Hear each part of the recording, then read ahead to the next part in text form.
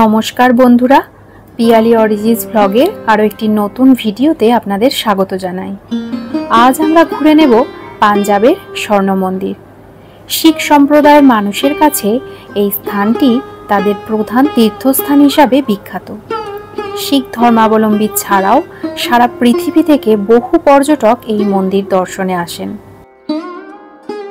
1577 সালে চতুর্থ শিখ গুরু গুরু রামদাস পাঞ্জাবের অমৃতসরে এই স্বর্ণ মন্দির স্থাপন করেন। যদিও তখন মন্দিরের কোনো অংশে সোনা ছিল না। পরে 1830 খ্রিস্টাব্দে রাজা রঞ্জিত সিং মন্দিরের ভিতরটি সোনার পাত দিয়ে মুড়ে দেন, আর সেই থেকেই স্বর্ণ মন্দির নামে পরিচিত হয় মন্দিরটি। গোল্ডেন টেম্পলে ট্রেনে করে আসতে গেলে নামতে হবে অমৃতসর জংশনে।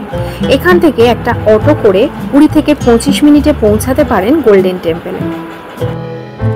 আমরা কলকাতা এয়ারপোর্ট থেকে দিল্লি হয়ে পৌঁছালাম অমৃতসর এয়ারপোর্টে। অমৃতসর এয়ারপোর্ট থেকে ওলা করে পৌঁছালাম হোটেলটা গোল্ডেন টেম্পলের একেবারে কাছে। এয়ারপোর্ট থেকে হোটেল পর্যন্ত পৌঁছাতে 30 মিনিট মতো সময় লাগলো। আমাদের হোটেলটা স্বর্ণ মন্দির থেকে 2-3 মিনিটের হাঁটা পথ। হোটেলটা বেশ ভালোই ছিল। হোটেলে পৌঁছেই চটপট ফ্রেশ হয়ে নিলাম।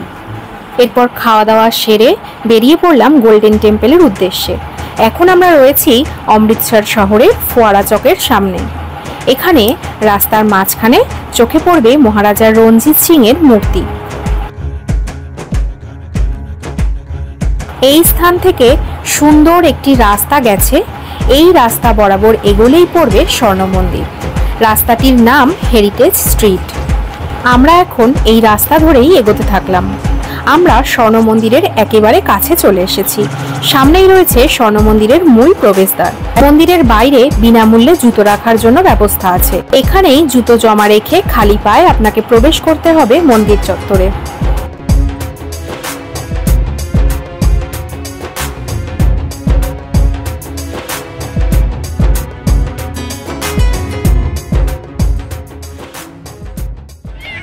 এই মন্দিরে প্রবেশের আগে নারী পুরুষ নির্বিশেষে মাথা আবৃত করতে হয়।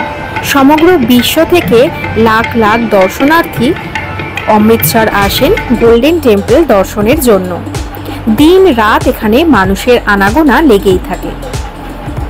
বিরাট জলাশয়ের মাঝে রয়েছে মন্দির। জলাশয়ের বাইরে চারদিকে 4টি গেট রয়েছে। এই সরোবরের নাম হলো অমৃত সরোবর, আর এই সরোবরের নামেই জায়গার নাম অমৃতসর। এই সরোবরের চারিদিকে মার্বেলে মোড়া রাস্তা রয়েছে। এই সরোবরের জলকে পবিত্র বলে মনে করা হয়। অনেকে এই জল মাথায় ছিটিয়ে নেন।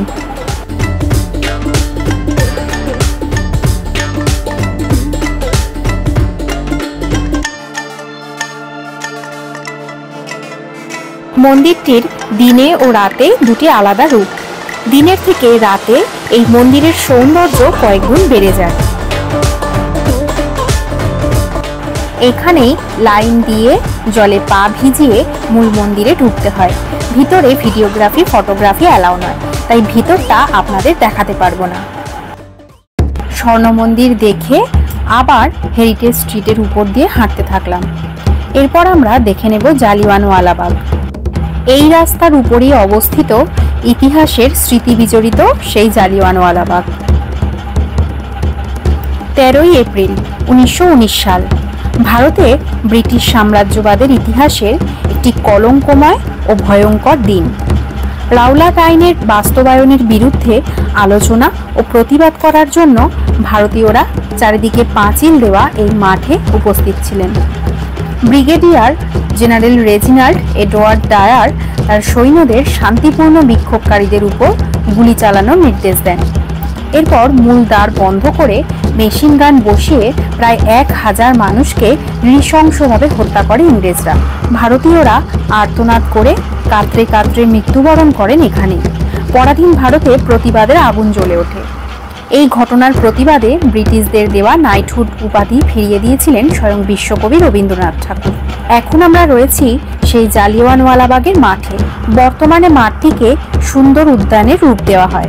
উদ্যানের মাঝে তৈরি করা হয়েছে স্মৃতিসৌধ। ইংরেজদের মেশিন গানের গুলির দাগগুলি আজও সংরক্ষণ করে রাখা আছে, যা পর্যটকদের আজও মনে করায় সেই নৃশংস নিষ্ঠুর ঘটনা।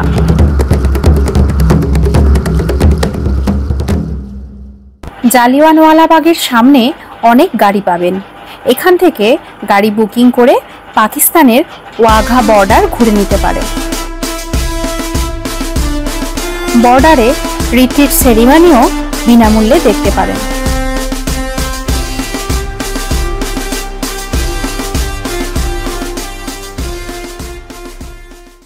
একদিনের এই অমৃতসর ভ্রমণ ভিডিওটি কেমন লাগলো অবশ্যই আমাকে কমেন্ট করে জানাবেন। ভালো লাগলে লাইক ও শেয়ার করবেন। আজকের ভিডিও এখানেই শেষ করছি। দেখা হবে আবার নতুন কোনো ভিডিওতে। ততদিন সবাই খুব ভালো থাকবেন, সুস্থ থাকবেন। ধন্যবাদ।